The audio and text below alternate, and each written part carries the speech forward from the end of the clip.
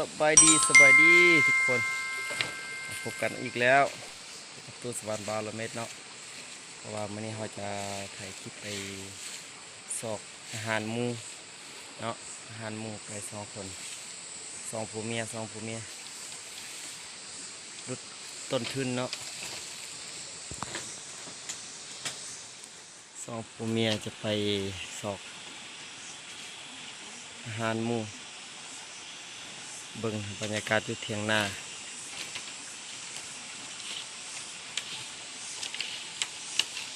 แมงอันนั้นก็ห้องอีกเจ็ดโอ้ย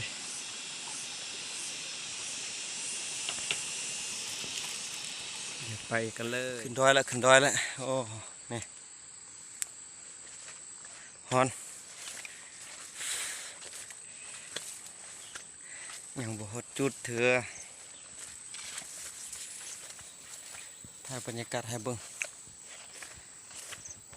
เอ้ยบรรยากาศตอนเช้าฝนตก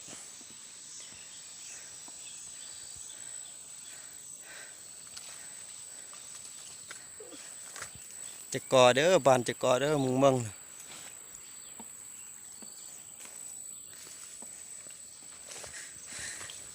ขึ้นดอยนี่ตูบนี่ตูบไผ่นี่ตูบไ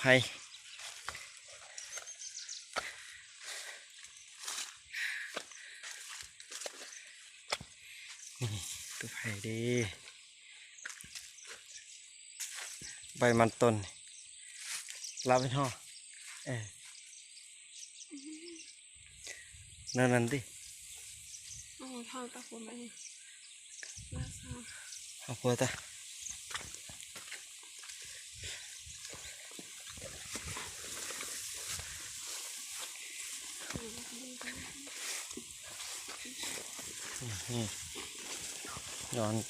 ยอดมันเต่า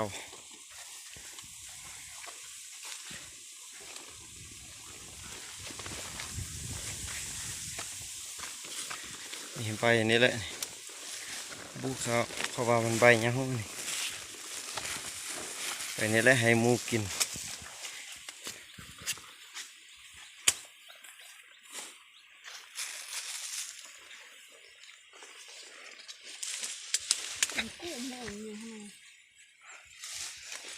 ปกมั้งกุกะเดินเรื่องง่าย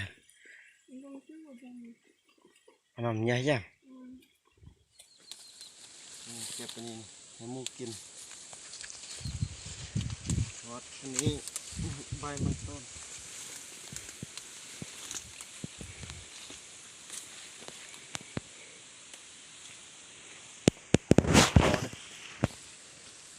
ชอบ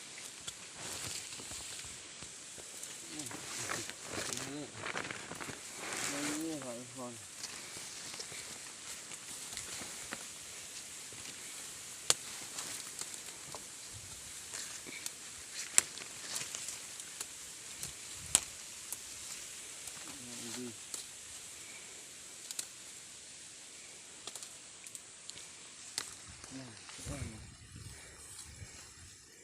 你快一点。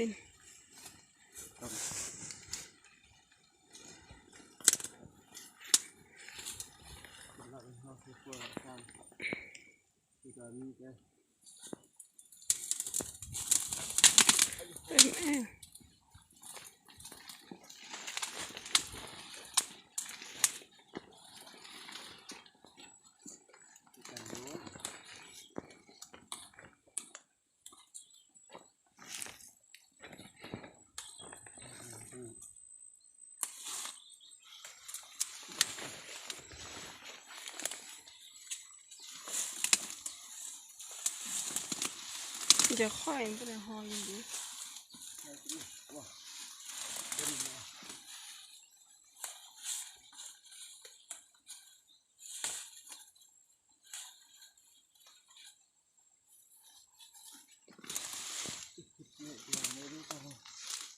คิดเป็น